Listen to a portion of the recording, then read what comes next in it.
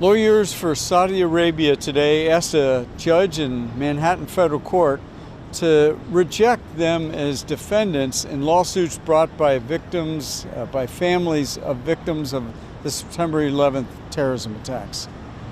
The lawyers said that Saudi Arabia was not in any way behind the attacks, that although all but one of the hijackers was from Saudi Arabia, that there was no involvement by any officials from Saudi Arabia or anyone in the government or anyone who had diplomatic positions in the United States from Saudi Arabia.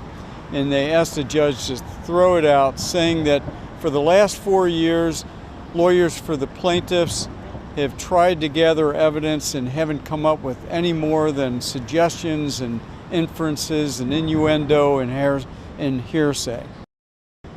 Lawyers for the plaintiffs, however, claim that they've come up with evidence that proves that officials from Saudi Arabia were involved in the attacks and had people in the United States that they worked with to welcome the hijackers more than a year before the attacks and make sure that they were able to get what they needed to get done in the United States so that they could carry out the September 11th attacks.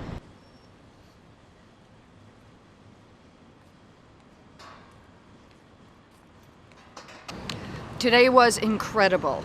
We heard things that we've never heard before. They unmasked many Saudi nationals, many that were involved in the planning and the plotting of the 9/11 attacks, that worked closely with Omar al-Bayoumi, who was the handler for the first arriving hijackers. So our team of lawyers laid out the story in a fashion, as I just said, never seen before. And we now know how deeply involved the Kingdom of Saudi Arabia was in planning, plotting, and executing the attacks.